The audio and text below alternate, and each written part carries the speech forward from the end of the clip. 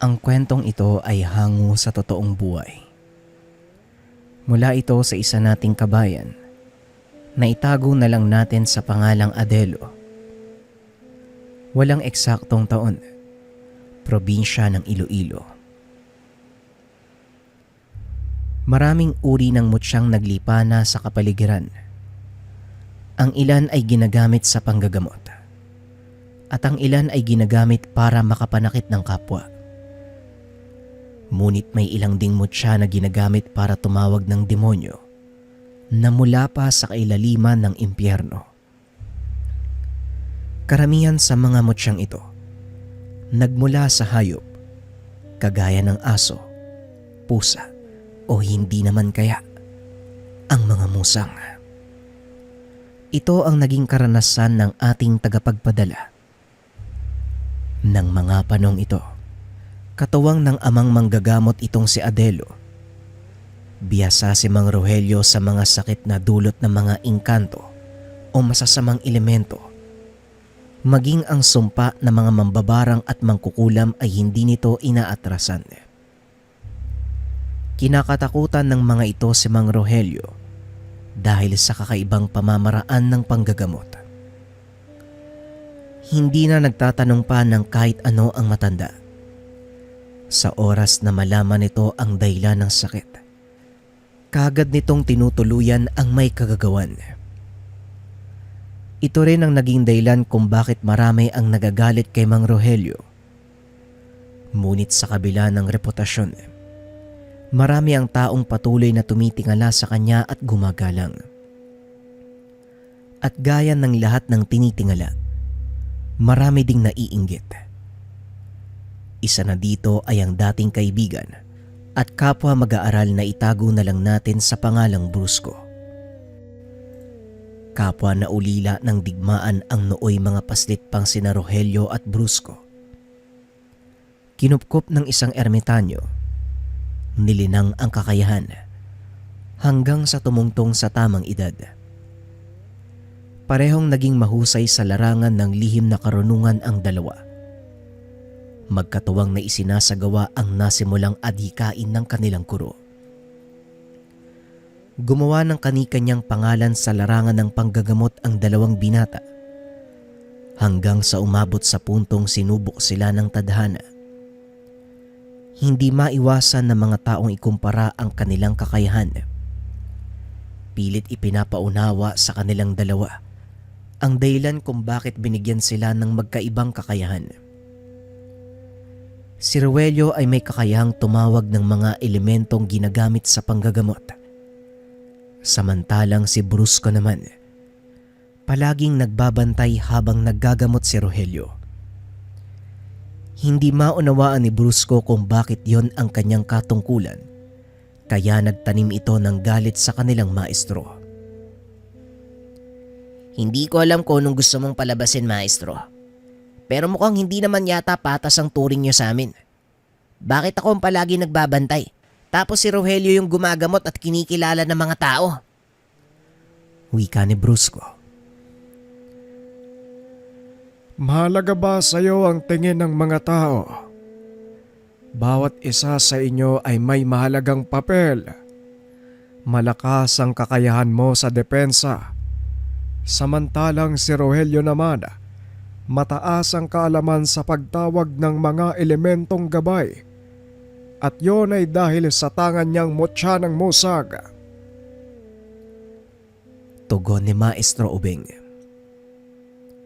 Yan din ang isa sa pinagtataka ko sa iyo eh. Bakit si Rogelio lang yung binigyan niyo ng mutya ng musang? Pareho lang kaming nagsanay ng mabuti. Siguro naman karapat dapat din ako sa ganung uri ng kakayahan. Muling wika ni Brusco. Oo, karapat dapat ka. At wag mo sanang kakalimutan kung bakit kita naging mag-aaral. Kahit may magkaiba kayong mga tungkulin, hindi ibig sabihin nun na mas malaking pabor ang ibinibigay ko kay Rogelio. Malaking responsibilidad ang nakaatang sa balikat niya at ganun ka din. Pareho kayong may mahalagang papel na ginagampanan. Muling paliwanag ni Maestro Ubeng. Ngunit sadyang pinangungunahan ng puot at inggit sa kamag-aral itong si Brusco. Kaya binalak niyang patayin ng guro. Mabuti na lang at naagapan ito ni Rogelio. Kasalukuyang nagdarasal ang matanda nang pasukin ito ni Brusco. Walang kaalam-alam ang maestro sa totoong pakay ng mag-aaral. Kaya tinanong niya ito kung ano ang ginagawa sa silid. Anong ginagawa mo dito? Gabi na. Hindi ba oras na ng pahinga nyo? Tanong ng maestro. Hindi nagsasalita ang binata. Nilabas nito ang isang patalim. Biglang sinugod ang matanda. Itinarak nito ang punyal sa puso ni Maestro Ubeng, ngunit nagawang saluhin ni Rogelio. Uy Brusco, anong ginagawa mo? Nababaliw ka na ba? Tanong ni Rogelio.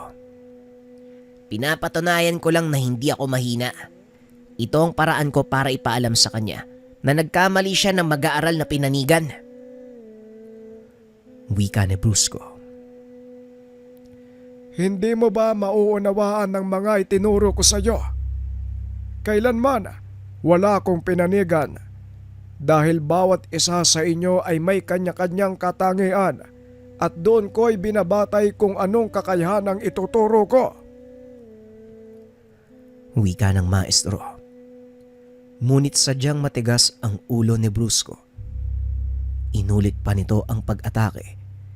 Kaya napilitan si Rogelio na labanan si Brusco. Tumigil ka na, Brusco. Huwag mo nang palalain ang sitwasyon. Makinig ka sa akin. Wika ni Rogelio. Paano kung hindi ako makinig? Anong gagawin mo? Kakalabanin mo din ako? Pasensya na, pero hindi ako natatakot sa'yo. Wika ni Brusco sabay sugod. Kaagad namang sinalubong ni Rogelio ang kaibigan. Kung yon ang kailangang gawin para gumising ka sa kaibangan mo, gagawin ko. Patawarin mo ko, Brusco, pero kailangan kitang pigilan. Tugon ni Rogelio sabay kumpas ng mga kamay. Lumitaw sa harapan ni Brusco ang napakalaking anino. Hinambalos siya nito. Dahilan para tumilapon ang binata papunta sa bader. Tumama sa nakausling bakal ang kanang braso ni Brusco na naging sanhi ng pagkakaputol nito. Pagbabayaran mo to, Rogelio. Nanalo ka man ngayon, pero titiyakin ko na sa susunod nating pagkikita, pagbabayaran mo ang ginawa mo. Wika ni Brusco. Tumakbo ito palabas ng tahanan ni Maestro Ubeng. Yun na ang huling beses na nagkita ang magkaibigan. Dahil si Rogelio ang naiwan, siya din ang nagmana ng lahat ng kakayahan ng maestro. Ipinagpatuloy ni Rogelio ang gawain ng kanyang guro hanggang sa magkaroon nito ng sariling pamilya. Ipinangako nito na paghahandaan ang muling pagkikita ng dating kamag-aral. Balik tayo sa kasalukuyang kaganapan. Huwag sanang matulad sa iyo ang nangyari sa amin ng kaibigan ko. Ginawa ko ang lahat para lang ipaintindi kay Brusco ang kanyang pagkakamali, pero hindi siya nakinig. Kaya ikaw, pakinggan mo ang lahat ng sasabihin ko dahil para sa iyo din ang bagay na to. Wika ng matanda na si Mang Rogelio sa kasalukuyan. Opo tatang, alam ko naman po yun eh. Pero sa tingin niyo po ba, karapat-dapat po ba ako sa mga ipapamana niyo sa akin? Tanong ni Adelo. Panahon lang ang makakapagsabi, Adelo. Hindi ko alam kung ano ang nakatadhana para sa iyo. Pero tandaan mo, hindi lang dapat sa 4 na sulok ng tahanang ito iikot ang buhay mo. Subukan mong tuklasin ang mundo sa labas. Mas marami kang matututunan. Wika ni Mang Rogelio. Siguro nga tama kayo tang. Pero para kasi sa akin, Kulang pa ang lahat ng nalalaman ko eh. Mas gusto ko pong matuto mula sa mga karanasan nyo. Lalo na yung paggamit ng mutya ng musang. Wika ni Adelo. Natahimik si Mang Rogelio sa sinabi ng anak. Piniling ibahin ang usapan. Ang mabuti pa dalhin mo ang buslo at pumunta sa kagubatan. Wala na akong lampuyang. Kailangan ko nito bukas para sa gagawin nating panghaplas. Wika ni Mang Rogelio. Wala nang nagawa si Adelo kundi sumunod sa ama. Hindi nawala sa isipan nito ang pangyayari. Bakit kaya sa tuwing babanggitin ko yung tungkol sa mutya ng musang, iniiba ni tatang yung usapan? Hindi ko siya maintindihan. Pero malaki naman yung tiwala ko sa kanya kaya alam kong may dahilan ang ginagawa niya. Wika ni Adelo. Kasama nito ang kaibigang si Rodolfo na noon ay nagsisimula pa lang sa pagsasanay sa ilalim ni Mang Rogelio. Tama ka, Adelo. Kung ano man ang dahilan ni Maestro para yun sa ikabubuti mo. Kaya bilisan mo na ang paglalakad. Mamaya abutan tayo ng ulan sa gubat eh. Madulas pa naman ang batong daan. Wika ng kaibigan. Matapos manguha ng mga sangkap, kagad na silang umuwi. Laking gulat ng binata dahil pagdating nila sa tahanan, may mga taong nakatayo sa atangan.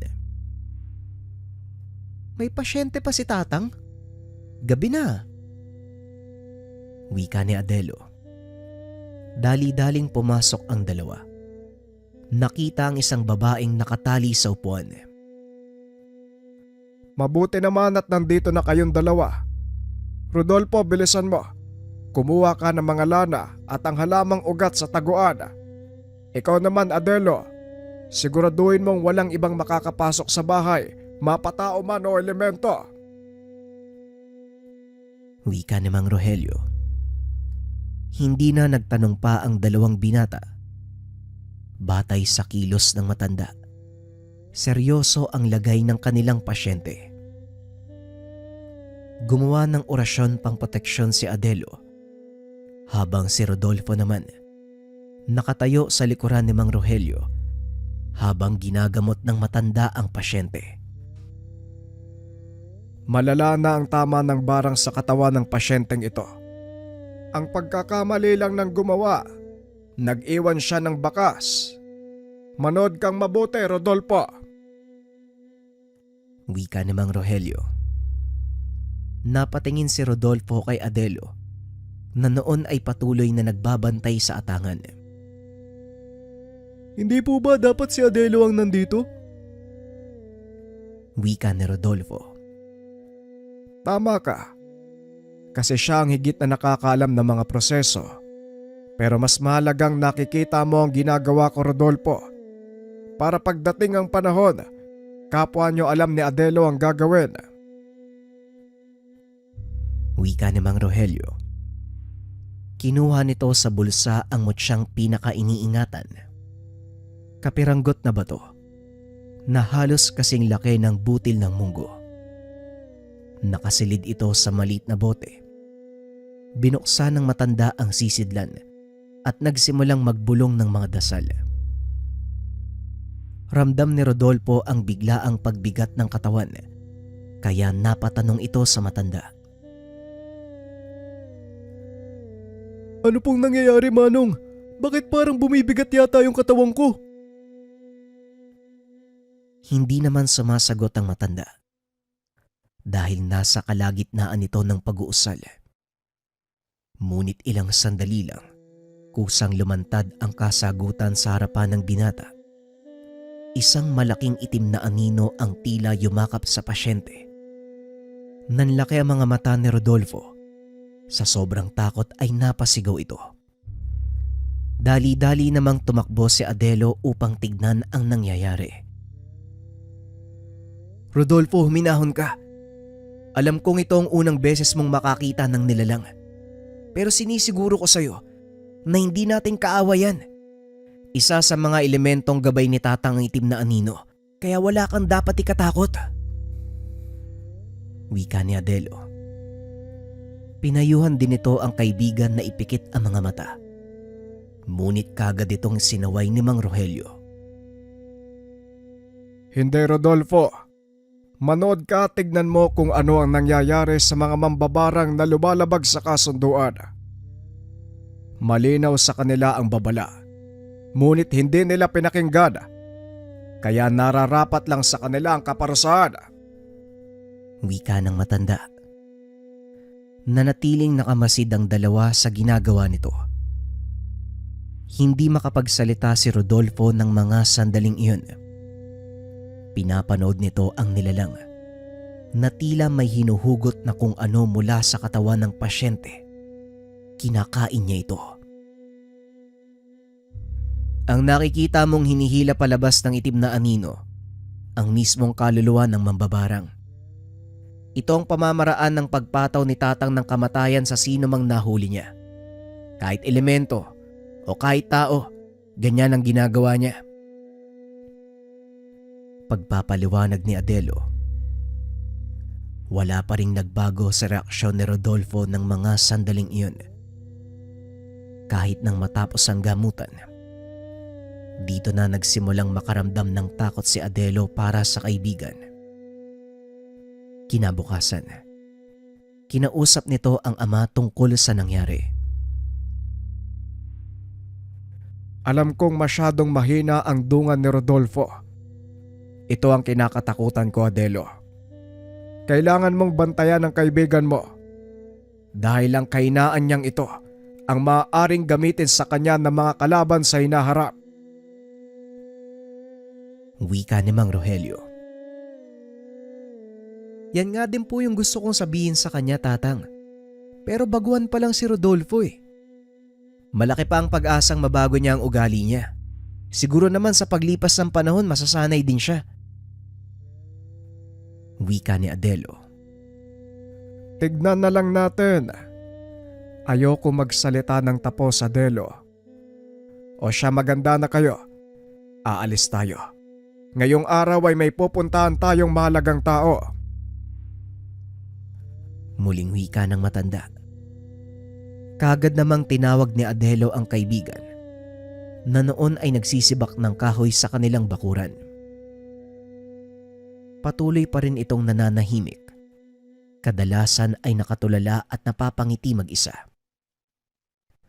Hindi na lang ito pinansin ni Adelo sa pag-aakalang kusa din itong mawawala sa paglipas ng panahon. Habang naglalakad ang tatlo, kinausap ni Adelo ang kaibigan, ngunit hindi ito sumasagot. Biglang tumigil sa paglalakad si Rodolfo, napatingin kay Mang Rogelio. Manong, mukhang may sumusunod sa atin ah. Wika ni Rodolfo. Napahinto sa paglalakad ang mag-ama. Nilingon si Rodolfo. Wala naman akong nararamdaman ah. Magpatuloy ka na sa paglalakad, Rodolfo. Isa pa, kung meron man silang masamang tangka sa atin, hindi rin sila makakalusot dahil napapaligiran tayo ng mga nilalang na nangangalaga sa mutsyang hawak ko. Tugon ng matanda. Kaunting kaalaman. Ang mutya ng musang ay isang uri ng bertud. Sinasabi ng karamihan na ito ay luha ng musang na naging bato. Kadalasan halos kasing laki lang ito ng butil ng munggo. Kakaiba din ang paraan sa pagkuha nito dahil kailangan mong saktan ng hayop hanggang sa maglabas ito ng luha at gamit ang iyong kanang hinliliit. Kailangan mo itong kunin at dali-daling isawsaw sa dinasalang tubig. Ang mutsyang ito, may kakayahang magbukas ng lagusan mula sa mundo ng mga namatay. Meron din itong kakayahan na tumawag ng mga kaluluwa. Sinasabi ding gamit ito ng mga sinaunang babaylan upang tumawag ng mga elementong gagabay sa kanilang mga gawain. Bihira ang taong nakakaalam ng pamamaraan ng pagkuha, kaya hindi rin ganun karami ang mutya ng musang. Balik tayo sa kwento. Muling nagpatuloy sa paglalakad ang binata hanggang sa marating nila ang pupuntahan.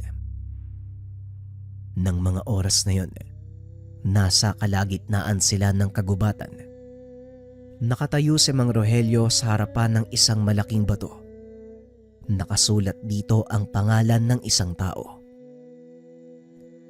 Ano po yung lugar na to? At saka bakit tayo nandito? Tanong ni Adelo. Ito ang huling himlayan ng aking maestro. Ang araw na ito ay anibersaryo ng kanyang kamatayan. Hindi na ako nakakadalaw maraming taon na kaya naisip ko na puntahan para linisin. Wika ni Mang Rogelio. Napansin ni Adelo ang paligid ng bato. 5 metro paikot. Wala kang makikitang tumutubong damo. Samantalang sa paligid nito, makapalang talahib at malaki din ang mga puno. Bakit naman halos walang tumutubo dito malapit sa bato, tay? Tanong ni Adelo. Palatandaan yan na may aktibong elementong nagbabantay sa lugar. Sagrado ang lugar na ito, kaya mag-iingat kayo sa mga galaw nyo. Wika ni Mang Rogelio. Tahimik na nag-alay ng panalangin ang matanda. Matapos binuhusan nito ng lambanog ang bato, kagad nang nagpaalam sa maestro. Wala pa ring pinagbago kay Rodolfo kahit nang pauwi na sila. Pagdating sa tahanan, kagad na itong kinausap ng binata. Rodolfo, sabihin mo nga sa akin, ano bang gumugulo sa isipan mo? Tanong ni Adelo. Hindi maalis sa akin yung nakita ko nung araw na yun. Hindi ako makapaniwalang nag-aalaga ng ganong uri ng nilalang si maestro. Wika ni Rodolfo. Bakit ba? Ano ba talaga yung nakita mo? Muling tanong ni Adelo.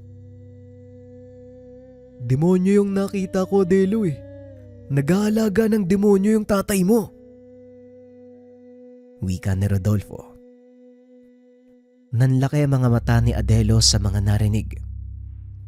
Minsan na nitong nakita ang sinasabing elemento, ngunit anino lang ang nasisilayan nito. Hindi naman siguro demonyo yung nilalang na yun, Rodolfo. Alam kong hindi magagawa ni tatay na gamitin ang kapangyarihan ng mutya para tumawag ng elemento mula sa impyerno. Wika ni Adelo. Maniwala ka sa akin, Adelo. Alam ko kung ano yung nakita ko. Malaking nilalang tapos may sungay. Yung kalating katawan niya, kambing. Tapos nagliliyab yung dulo ng buntot. Wika ni Rodolfo.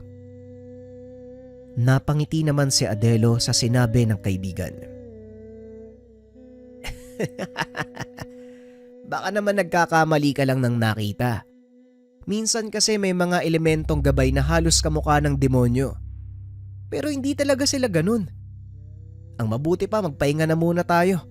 Ako na magsasabi kay Tatang. Wika ni Adelo.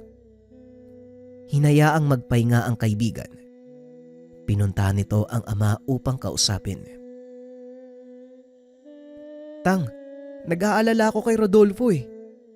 Hindi pa rin nawawala sa isipan niya yung mga nakita. Alam kong yun yung unang pagkakataon na nakita niya yung isa sa mga gabay mong elemento. Pero ayon sa kanya, hindi na naituloy ni Adelo ang sasabihin. Dinuktungan nito ni Mang Rogelio. Demonyo ang nakita niya. Tama ang kaibigan mo. Sa mga ganong sitwasyon, hindi ko kontrolado ang kapangyarihan ng mutya. Kadalasan demonyo ang lumalabas. Pero hindi ibig sabihin, sinadya kong tawagin ng nilalang. Isa ito sa mga kainaan ng mutya. Wika ni Mang Rogelio. Napailing na lang si Adelo sa mga narinig. Kung ganun, may dahilan pala talaga para matakot si Rodolfo. Hindi niya kasi alam yung mga bagay na to eh. Siguro tay, dapat natin siyang kausapin tungkol dito bago pa mahuli ang lahat. Mungkahi ni Adelo. Sumang-ayon naman ang ama. Ngunit lingid sa kaalaman nila. Nakikinig si Rodolfo sa usapan. Kagad itong umalis nang makitang papatayo na si Adelo. Pinuntahan ng binata si Rodolfo sa kwarto. Nagulat si Adelo dahil wala na doon ang kaibigan. Tang, nakita mo ba si Rodolfo? Wala na kasi siya sa kwarto eh. Wika ni Adelo. Hindi ko siya napansing lumabas dito sa sala. Tignan mo, baka nasa likod ng bahay lang at may kung anong ginagawa. Wika ni Mang Rogelio. Inikot ni Adelo ang buong paligid. Hindi nito nakita ang kaibigan. Muling pinuntahan ng binata ang silid. Nakita nitong wala na ang mga gamit ni Rodolfo. Tang, mukhang naglayas yata si Rodolfo ah. Wika ni Adelo. Hindi naman umimik si Mang Rogelio. Nagpaalam ang binata upang hanapin ito sa pagbabaka sakaling hindi pa ito nakakalayo ng tuluyan. Ngunit umuwing bigo ang binata. Hindi na nito nagawa pang abutan si Rodolfo. Wala din siyang kaalam-alam kung saan maaaring pumunta ang kaibigan. San kaya nagpunta si Rodolfo, Tang? Delikado pa naman lalo pat gabing-gabi na. Wika ni Adelo. Hayaan mo na siya, iho. Kinakailangan niyang lumayo para malinawan ang isipan niya. Kusang babalik yon kapag napagtanto niya na ang lahat. Wika ni Mang Rogelio. Ngunit lingid sa kaalaman ng mga ito. Yon ang simula ng malaking problema. Nakarating si Rodolfo sa malayong baryo. Gawing dulo na ito ng kanilang bayan. Balak nitong umalis sa lugar sa takot na baka makita siya nila Mang Rogelio. Habang naglalakad, nakasalubong nito ang isang matandang lalaki. Malayo na sa kabayan ang lugar na iyon. Kaya naman hindi maiwasan ng binata ang mapatanong. Magandang hapon po, Tatang. Ano pong ginagawa niyo dito? Dulo na po to ng bayan ah. Malayo na sa mga bahay ang lugar na to. Baka naman mapahamak kayo niyan. Wika ni Rodolfo. Pinagmasdan nito ang matanda. Nakitang putol ang kanang kamay. May malaking pilat sa kanang pisngi at may hawak na tungkod. Dito ko nakatira sa bahaging ito ng paryo. Ikaw ang dapat kong tanungin. Dahil alam kong hindi ka taga rito. Anong ginagawa mo sa lugar na ito? Tanong ng matanda. Napadaan lang po ko, Manong. Pupunta ako sa kabilang bayan eh. Kung dito lang po kayo nakatira, saan po yung bahay niyo? Sasamahan ko na po kayo. Medyo padilim na din po eh. Tugon ni Rodolfo. O sige, mabuti pa nga samahan mo na ako. Medyo malayo pa ang susunod na bayan. Ang mabuti pa, bukas ka na magpatuloy sa paglalakbay. Delikado ang daan yan. Maraming naglipa ng asong gubat. Wika ng matanda. Hindi na nag-atubili pa si Rodolfo. Napakabait ng matanda dahil pinatuloy siya nito sa sariling tahanan. Nakatira ang matanda sa maliit na kubo hindi kalayuan sa kalsada. Habang kumakain, nag-usap ang dalawa. Nagpakilala din ang matanda. Nga pala, Brusco ang pangalan ko. Ikaw, anong dahilan mo? Bakit ka naglalakbay? Tanong ni Mang Brusco. May mga bagay lang akong kailangang ayusin, Manong Brusco. Medyo magulo yung naging buhay ko eh. Tugon ni Rodolfo. Kung minsan, Kinakailangan nating lumayo sa karamihan para mahanap ang ating mga sarili. Tama ang ginawa mo. Kung gusto mo manatili ka muna kahit ilang araw lang, baka sakaling may maitulong ako sa iyo. Wika ni Mang Brusco. Napag-isip-isip ni Rodolfo na tama ang sinabi nito. Sinunod niya ang payo ni Mang Brusco. O sige po, walang problema Manong. Masipag naman ako eh. Tugon ni Rodolfo. Nanatili ito sa tahanan ng matanda. Dito natuklasan na manggagamot din si Mang Brusco. Maagang nagising ang binata dahil nakarinig ito ng mga taong tumatawag sa pangalan ni Mang Brusco. Sa paglabas ng binata, nakita nito ang napakaraming taong nag-aabang sa bakuran ng matanda. Mabuti naman nagising ka na. Kakailanganin ko ng tulong mo ngayong araw. Medyo marami ang pasyente ko. Wika ni Mang Brusco. Hindi na nakapagsalita si Rodolfo. Sa isip nito, parang nakatadhana na mapunta siya sa isa pang manggagamot. Habang nanggagamot ito, pinakikiramdaman ng binata si Mang Brusco. Nakita nitong kakaiba ang pamamaraan ng matanda kaysa sa maestro. Lalo na sa pakikipagtuos sa mga elementong nanggagambala ng tao. Mas mahinahon ito at hanggat maaari ay kinakausap niya.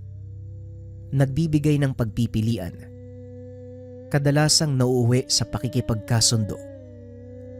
Sa pamamaraang ito, ang gumagambalang elemento mismo ang nagpapagaling sa pasyente. Napansin din ni Tandang Brusco na may nalalaman si Rodolfo. Ngunit hindi muna ito nagsalita dahil maaaring natsambahan lang ito ng binata. Matapos ang mahabang araw ng gamutan, saka pa lamang kinausap ni Mang Brusco ang binata. Dito na ikwinento ni Rodolfo ang lahat. Ngunit hindi nito nabanggit ang tungkol kay Mang Rogelio. Sa nakikita ko sa iyo, kaunting pagsasanay lang, magiging mahusay kang manggagamot. Likas ang kaalaman mo sa mga halamang gamot, pati na rin sa elemento. Manatili ka pa ng ilang araw at sisiguraduhin ko sa iyo, magiging mahusay kang albularyo. Wika ni Mang Brusco. Sana nga po.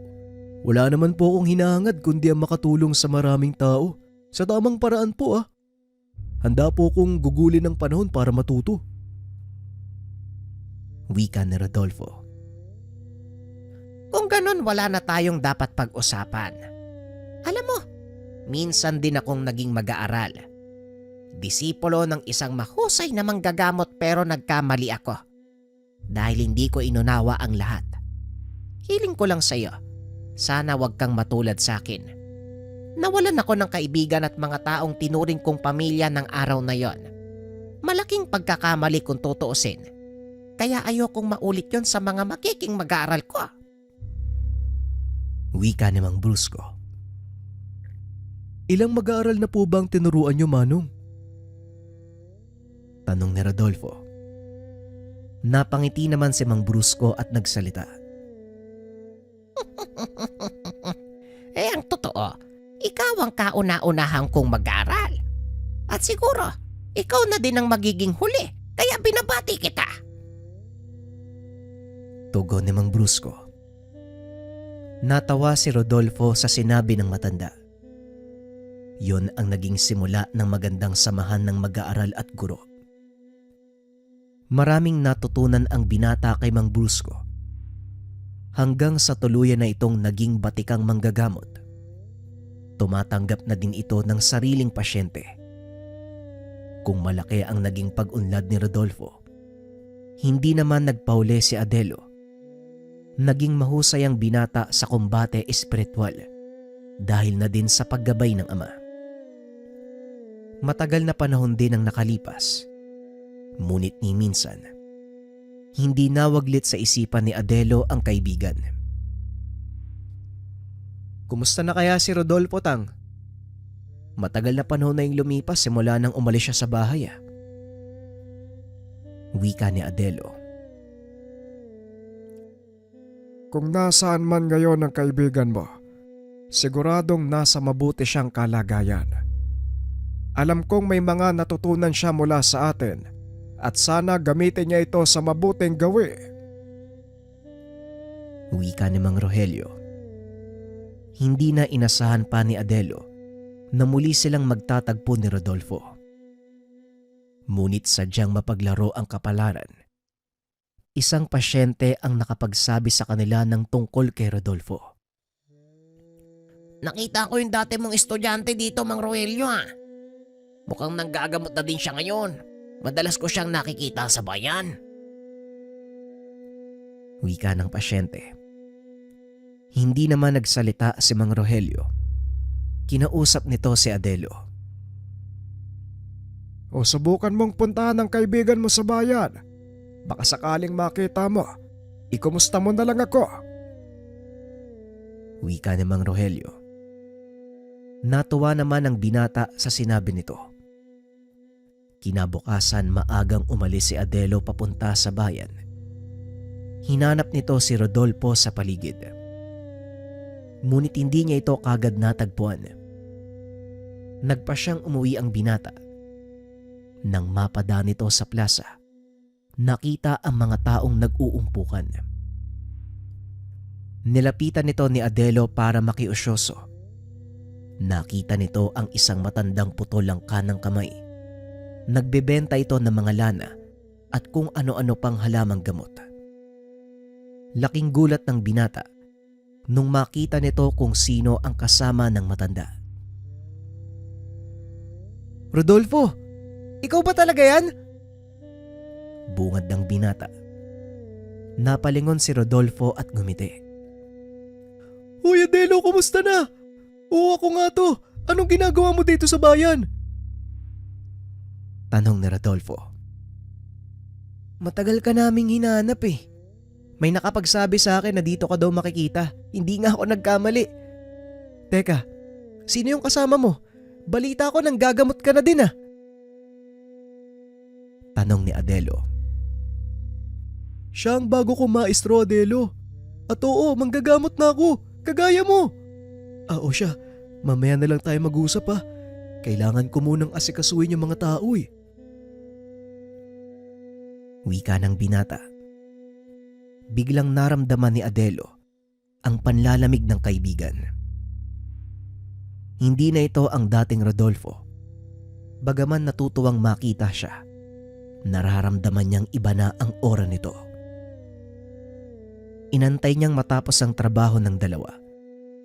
Kinuha ang pagkakataon para kausapin ang kaibigan. Rodolfo, sandali lang Pwede ba kitang makausap? Tanong ni Adelo. Tatang, mauna na po kayo sa bahay. Ako na pong magdadala ng mga gamit natin. Sandali lang naman po ako Susunod din po ako kagad. Hindi ako pwede magtagal, Adelo Tungkol ba saan yung pag-uusapan natin? Tanong ni Rodolfo. Bahagyang nagalit si Adelo sa naging tanong nito. Ano bang klaseng tanong yan, Rodolfo? Umalis ka sa pangangalaga ni tatang nang walang paalam. Sa tingin mo hindi kami nag-aalala sa'yo? Matagal ka naming hinanap Ang buong akala namin patay ka na. Wika ni Adelo. Mas pinili ko na lang na hindi magpaalam Magulo kasi yung isipan ko ng mga sandaling yun. Natatakot akong baka matulad tayo kina Tatang Rogelio at sa kaibigan niya. Wika ni Rodolfo. Alam mong hindi hahayaan ni Tatang na maulit yun. Sana lang nagtiwala ka sa kanya. Wika ni Adelo. Nagulat ito sa sagot ng kaibigan. Sinong makikinig sa taong nag-aalaga ng demonyo at ginagamit pa sa panggagamot? Ayoko magpasailalim sa taong isinanla ang kaluluwa sa Diablo, Adelo. Kaya pasensya na kung umalis ako ng walang paalam. Pero sa kasalukuyan kong sitwasyon, Napagtanto ko na tama yung naging pasya ko sa buhay. Sige na, kailangan ko nang umuwi, marami pa akong gagawin eh. Tugon ni Rodolfo. Hindi na nagawang pigilan ni Adelo ang kaibigan. Nagpa siya itong umuwi at ibalita sa ama ang nangyari. Ganun ba? Hayaan mo na ang kaibigan mo. Kung mapapabuti siya sa bagong maestro, maging masaya na lang tayo. Kahit papano, pinili pa rin niya ang mabuting landas. Wika ni Mang Rogelio. Pero Tang, nakatanim pa din sa isipan niya na nagsanla kayo ng kaluluwa sa demonyo. Hindi naman tama yun. Tugon ni Adelo. Hindi ko na maaalis sa kanya ang bagay na yon. Nasa kanya kung anong iisipin. Basta ang malaga, alam mong wala tayong maling ginawa. Wika ni Mang Rogelio. Hindi naman matahimik si Adelo. Pilit nitong iniisip ang sinabi ng kaibigan. Pinili nitong puntahan si Rodolfo sa pwesto sa plaza. Ngunit hindi niya ito muling nakita. Ilang beses siyang nagpabalik-balik sa lugar. Kaso nga lang wala siyang nakitang bakas ng kaibigan. Hanggang sa isang lalaki ang nakilala nito. Mawalang galang sa'yo, iho. Narinig kong itinatanong mo sa mga taong nandito ang tungkol sa dalawang manggagamot.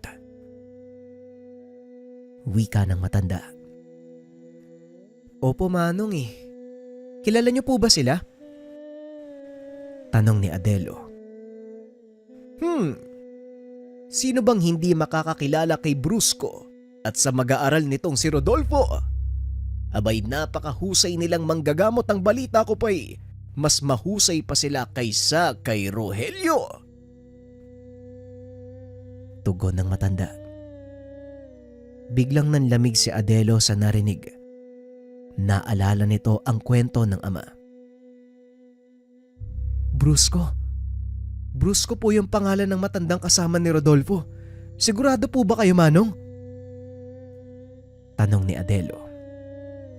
Tama ka, iho. Sigurado ako. Kilala ko ang taong yun. Kung gusto mo, isasamahan pa kita sa kanilang tahanan. Muling wika ng matanda. Kaso nga lang mas ginusto ni Adelo na bumalik muna sa tahanan at ibalita sa ama ang nalaman. Pagdating sa bahay, laking gulat ni Mang Rogelio nang marinig ang sinabi ng binata. Anong sinabi mo? Brusco ang pangalan ng bagong maestro ni Rodolfo. Baka naman kapangalan lang. Tanong ni Mang Rogelio. Hindi din po ako sigurado, Tatang. Pero malakas ang kutob ko na yun ang kaibigan mong si Brusco. Tugon ni Adelo. Huwag muna tayong magpapakatiyak. Kailangan nating patunayan ang mga sinasabi ng matandang yon. Teka, nakilala mo ba kung sino nagsabi sa'yo ng tungkol sa bagay na yon? Tanong ni Mang Rogelio. Hindi po, Tang, pero talagang malakas yung kutob ko eh. Si Mang Brusco nga ang tinutukoy niya. Isang paraan lang para mapatunayan natin. Oh, Tay, ano pong nangyayari sa inyo? May masakit ba? Tanong ni Adelo. Sinasapo ni Mang Rogelio ang kanyang dibdib. Nakita nito na hawak-hawak ng matanda ang maliit na boteng sisidla ng mutya. Binubuksan niya ito sa pamamagitan ng bibig. May kalaban, Adelo. Hindi biro ang taglay niyang lakas. Wika ni Mang Rogelio. Napalingon si Adelo sa labas ng tahanan. Nakita ang isang pamilyar na imahe. Rodolfo, bakit mo ginagawa to? Anong kasalanan ni Tatang sa'yo? Tanong ni Adelo. Hindi na sumagot pa si Rodolfo. Dali-dali itong tumakbo palayo. Hahabulin pa sana ito ng binata. Ngunit hinawakan ni Mang Rogelio ang kanyang kamay. Huwag ka na mag-aksaya ng oras sa kaibigan mo. Itinuring kanyang kalaban, kaya tanggapin mo na hindi na siya babalik pa. Wika ni Mang Rogelio habang inaalalayan papasok ng tahanan. Samantalang sa tahanan naman ni Mang Brusco, tahimik na kumakain ng dalawa. Nang biglang may kumatok. Dali-dali itong pinagbuksan ni Rodolfo. Laking gulat ng binata dahil biglang nanigas ang katawan nito. Naglipa na sa paligid ang mga elemento. Nakita din nito ang isang pamilyar na muka. Adelo, paano mong natunto ng tahanan ko? Tanong ni Rodolfo. Ngunit hindi sumasagot si Adelo. Ibinaling nito ang atake kay Tandang Brusco, dahilan para tumilapon ang matanda palayo. Walang yaka, humanda ka sa akin. Pagbabayaran mo ang pananakit mo sa... Hindi na naituloy ni Rodolfo ang sasabihin. Pinigilan din siya ni Tandang Brusco. Sandali lang, Rodolfo. Maghulos tili ka. Hindi siya ang kaibigan mo. Wika ni Tandang Brusco. Bigla itong sumuka ng dugo. Dali-daling pinunta ng binata ang maestro. Nang mga sandaling iyon, parehong galit ang laman ng puso ng dalawang binata. Kinabukasan muling pumunta ng bayan si Adelo para hanapin si Rodolfo. Ngunit lingid sa kaalaman nito na pumunta na sa tahanan nila ang kaibigan. Nang mga sandaling iyon ay nakaharap nito si Mang Rogelio. Magandang umaga sa iyo, Rodolfo. Ay salamat naman na padalaw ka. Anong sadya mo? Tanong ni Mang Rogelio. Nasaan si Adelo? Kailangan niyang panagutan ang ginawa niyang pagsalakay sa bahay namin kagabi. Dahil sa kanya kaya napahamak ang maestro ko. Wika ni Rodolfo. Napatayo ang matanda sa sinabi nito.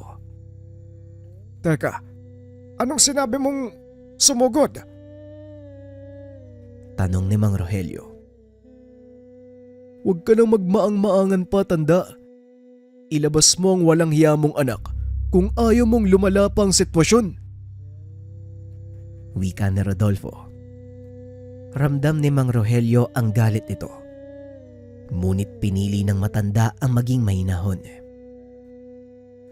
Sandali lang. Hindi kita maintindihan. Kasama ko si Adelo dito buong gabi. May kung sino ding sumalakay sa amin. Sa kasamaang palad tinamaan niya ako ng tigalpo. Hindi ko nakita kung sino ang taong yon dahil nawalan ako ng malay. Wika ni Mang Rogelio.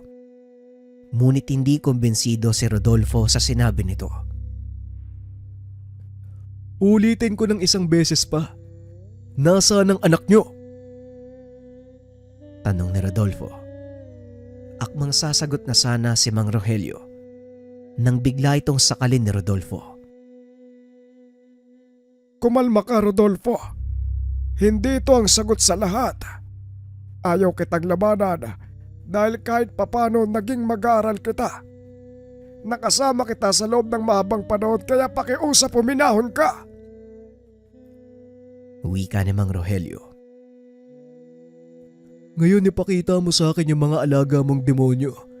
Tignan natin kung matulungan ka nila. Tugon ni Rodolfo. Laking gulat nito. Biglang may gumapos sa kanyang itim na anino. Ayoko sanang gawin ang bagay na ito. Pero sa kasalukuyan mong antas ng pag-iisip, alam kong hindi mo ako papakinggan. Wala kaming kinalaman sa mga nangyari sa inyo. Bibigyan kita ng pagkakataong makaalis sa lugar na ito. Huwag ka na muli pang babalik. Wika ng matanda. Kaagad nitong binitawan si Rodolfo. Nang bumagsak ang binata sa lupa, mabilis naman itong binato ng tigalpo ang matanda. Dahilan para maparalisa ang katawan nito at maglaho ang gabay na elemento. Mabilis na umalis si Rodolfo sa lugar. Hinanap niya si Adelo. Habang nasa daan, nakasalubong nito si Tandang Justino. Hindi magkakilala ang dalawa, kaya labis ang pagtataka ng binata nang kausapin siya nito. Narinig kong hinahanap mo ang anak ni Tandang Rogelio. Napakalakas ng boses mo, kaya dinig na dinig ko mula doon sa kabilang dako. Nakita ko sa bayan ng taong hinahanap mo. Balita ko'y hinahanap ka din nito. Wika ni Tandang Justino. Hindi na sumagot pa si Rodolfo. Mabilis itong tumakbo papunta sa bayan. Ngunit sa kasamaang palad, hindi nagpang-abot ang dalawa. Ginamit ni Adelo ang daan sa kagubatan upang makarating ng mabilis sa tahanan. Nakita nitong nakahandusay sa lupa ang ama. Tang, ano nangyari? Sinong may gawa nito sa inyo? Si Rodolfo ba? Tanong ni Adelo. Ilang sandali pa ay nagkamalay na ang matanda. Oo. Si Rodolfo nga ang may gawa nito. Pero sandali lang, Adelo. Gusto ko makinig ka sa akin. Sa palagay ko may kung sinong nagpapagulo ng lahat ng bagay. Sinabi ng kaibigan mo, sinugod mo sila kagabi. Gayong magkasama naman tayo buong magdamag. At ang nakakapagtaka, sabay nangyari ang pagsalakay. Wika ni Mang Rogelio. Pinagtagpi-tagpi ng matanda ang pangyayari. Maging si Adelo, nagkaroon ng ideya kung ano ang nagaganap. Kung ganon, kailangan namin magkaharap ni Rodolfo para magkaalaman kami ang mabuti pa. Puntahan natin ang kanilang tahanan. May nakapagturo sa akin kung saan sila nakatira. Wika ni Adelo. Pumayag naman ang matanda. Sa kabila ng pinsalang natamo, pinili nitong makipag-usap sa kabilang panig para malinawan na din ang isipan kung sino ang maestro ni Rodolfo. Tinunto ng binata ang daan. Natagpuan nito ang tahanan nila Rodolfo. Saktong nakaupo ang binata sa atangan ng tahanan nang makita nito ang dalawa. Dali-daling tumayo ang binata. Nag-usal ng pangdepensang dasal. Hanggang dyan lang kayo. Isang hakbang pa. Sisiguraduhin ko mamamatay kayo. Wika ni Rodolfo. Lumabas ng tahanan si Tandang Brusco. Ano bang ingay ah? At sino bang kaaway mo? Nanlaki ang mga mata ni Tandang Brusco nang makita kung sino ang panauhin. Maging si Mang Rogelio, nagulat nang mapagtantong tama ang iniisip. Ikaw nga, Brusco. Hindi ko inaasahang magkikita pa tayo muli, kaibigan.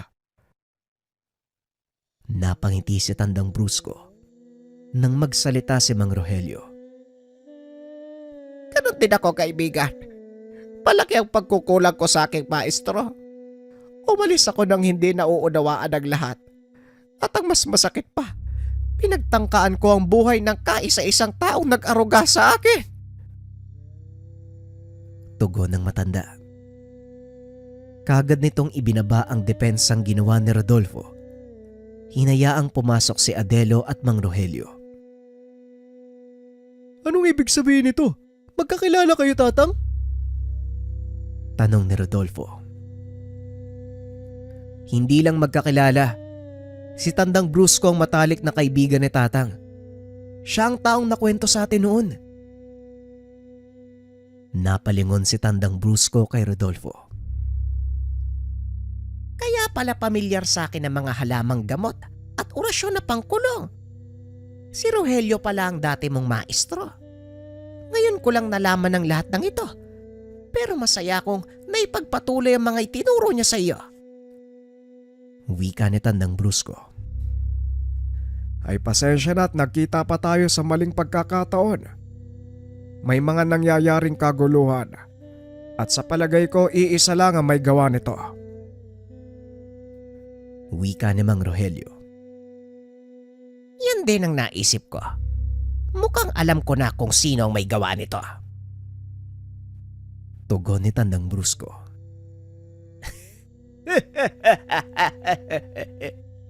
Kahit kailan, talagang napakatalas ng isipan niyong magkaibigan. Bagay na kinaiinisan ko. Dahil sa tuwing nakakabangga ko kayo, hindi man lang ako nananalo. Pero ngayong uugod-ugod na kayong pareho, hindi na ako magdadalawang isip na tapusin ang sinimulan kong laban. Laking gulat ng dalawang binata dahil ang matandang iyon ang nakilala nila at nag-udyok ng kaguluhan. Ikaw, kung alam ko lang na ikaw ang may gawa ng lahat ng to, hindi na sana ako nagsayang ng oras. Hindi na sana ako nagtanim ng galit sa kaibigan ko. Ganon din sana ako eh. Sana hindi ko nagawang saktan ng dati kong maestro. Patawad, Tatang Rogelio. Nabulagan po ako ng galit. Wika ng dalawang binata. Ay walang problema, naiintindihan kita pero Postino, pasensya na. Masyado na kaming matanda ni Brusco para makipaglaro pa sa'yo. Siguro, hahayaan na lang namin ang dalawang ito na ituloy ang sinimulan nating laban. Wika ni Mang Rogelio. Naikwento na nito sa dalawang binata ang tungkol sa isang tao na pilit na sumisira sa samahan ng dalawa. Kaya naman naging malinaw sa mga ito ang intensyon ni Tandang Justino. Walang problema sa akin hanggat kaya nilang makipagsabayan. Nagkatinginan ang dalawang binata at napangiti. O dating gawi, Adelo. Alam mo na ang gagawin. Oo naman. Simulan na natin? Inaantay ko lang na sabihin mo yan eh. Pag-uusap ng dalawa sabay sugod. Si Rodolfo ang gumawa ng pananggalang sa paligid para hindi makaalis ang kalaban. Samantalang si Adelo naman ang direktang umaatake gamit ang mga dasal. Nung una ay nagagawa pang makaiwas ng matanda. Ngunit kalaunan, nakaramdam ito ng panghihina. Nararamdaman mo na ba ang epekto ng pananggalang ng kaibigan ko? Habang tumatagal ka sa loob nito, unti-unting nababawasan ang espiritual mong enerhiya. Kaya wala ka ng laban pa. Ayokong umabot sa punto na kailangan pa kitang patayin. Kaya sumuko ka na. Wika ni Adelo. Hindi nagpatalo si Tandang Justino. Pinangunahan nito ng galit. Sa kadailanang kahit sa mga mag-aaral ng dalawang katunggali, hindi niya nagawang manalo. Sino ka sa palagay mo? Bakit ako susuko sa mga kagaya niyong baguhan? Mamamatay akong lumalaban kung yun ang mangyayari. Wika ni Tandang Justino. Napailing si Mang Rogelio. Inihagis kay Adelo ang suot na botelya. Huwag mo nang patagalin ang isang yan. Marami ang mapapahamak sa oras na magpakawala siya ng mga elemento. Wika ni Mang Rogelio. Dali-daling binuksan ni Adelo ang bote. Nagsimulang tumawag ng mga nilalang. Dito lubusang nakita ni Rodolfo ang elemento na noon ay inakala niyang demonyo. Tingnan mo nga naman, maharlik ang balaw pala. Ito ang tanging katagang lumabas sa bibig ni Rodolfo habang pinapanood ang nilalang na parusahan ang matanda.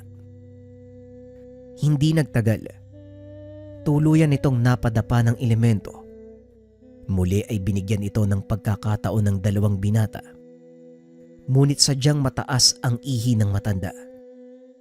Kaya walang nagawa si Adelo, kundi tuluyan itong patawan ng kaparusahang kamatayan.